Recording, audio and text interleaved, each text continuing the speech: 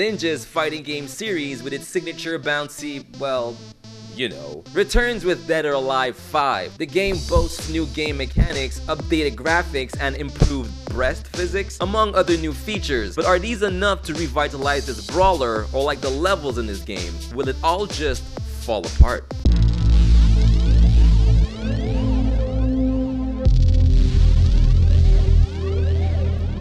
Welcome to the GamerNerdz, I'm Voyce. Let's get into the review of Team Ninja's Dead or Alive 5. Those of you who play fighting games, for the most part, the story modes aren't anything to write home about. Most of them are just an arcade mode with a few cutscenes sprinkled here and there, and at the end, there's one last cutscene that doesn't really explain anything. Now, in Dead or Alive 5, I'm actually pretty happy to say that that's not the case. There is an arcade mode, but it's specifically the arcade mode, and it's just a series of fights. It's used predominantly to play the game and unlock costumes, but there is a story mode, and lo and behold, it's actually pretty interesting. Told through a series of events on a timeline. As you move forward, you play as different characters to unfold the story from their perspectives. When I first started playing the story mode, I won't lie to you, a little turned off. It took itself a little too seriously. The voice acting didn't do much at the beginning anyway to make me feel confident in the game. Now the story starts off with you playing as Kasumi. She's in pursuit of Alpha 152, her clone. I'm not gonna spoil anything. Eventually start playing with the other characters, and that's when the story starts to shine for me, because for a moment it stops taking itself so seriously and it gets back to being the Dead or Alive that I've come to enjoy with these quirky characters. And for the most part, the story revolves around the Dead or Alive 5 tournament. Toward the end of the game, it starts to focus more on the ninjas Hayate, Ayane, Kasumi, and Hayabusa, and that's when the game goes back to taking itself seriously. At the beginning, I was kind of like,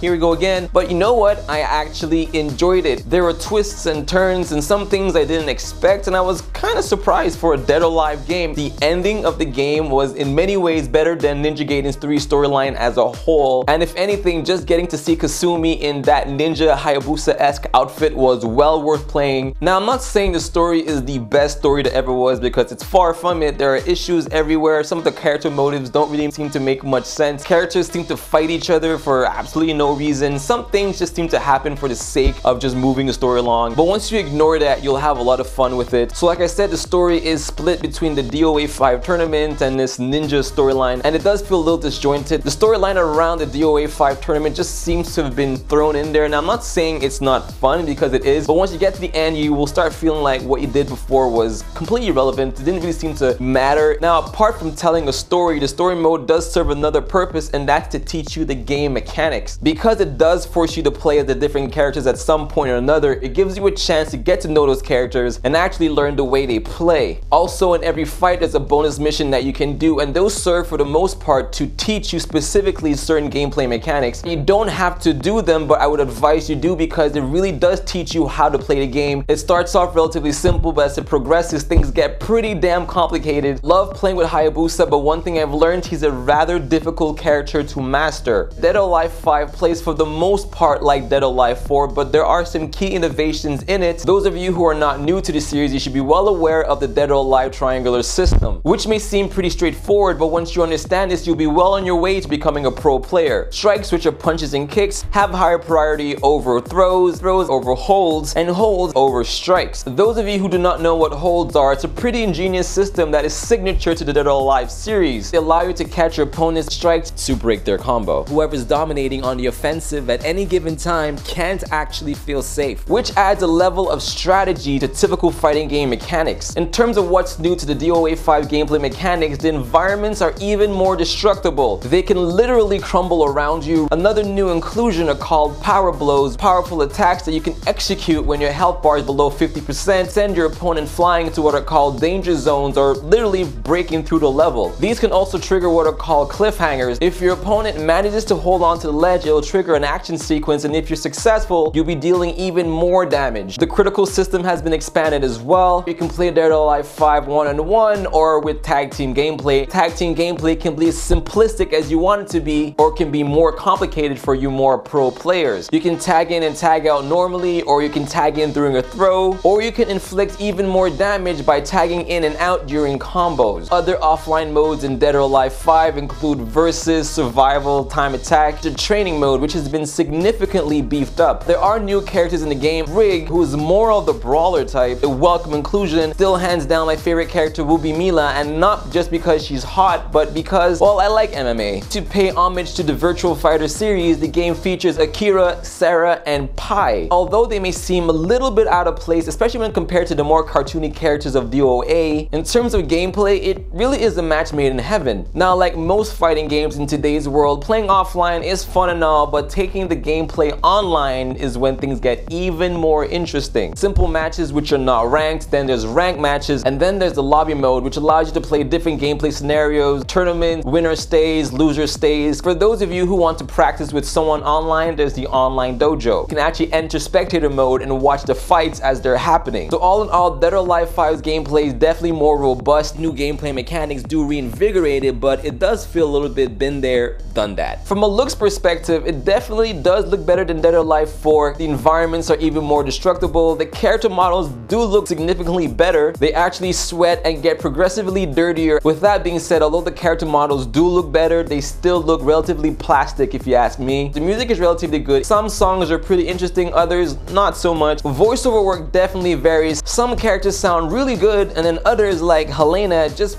kind of get on my nerves. Dead or Alive 5 is definitely a fantastic title. I had a lot of fun playing it. The story mode took me by surprise. I have to praise it for doing something new, but I can't deny that it is very convoluted. The game is beautiful, and you have to admire the costume-specific breast physics. The signature gameplay returns in full force, and all the new innovations are definitely welcome. All in all, good stuff.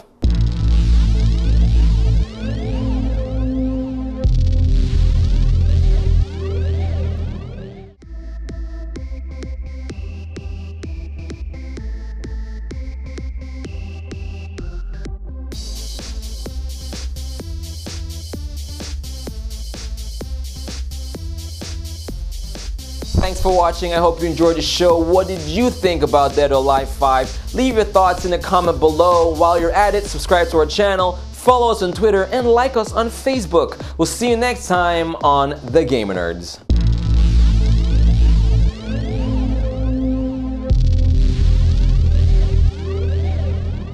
Starts off relatively simple with moves like It starts off relatively simple.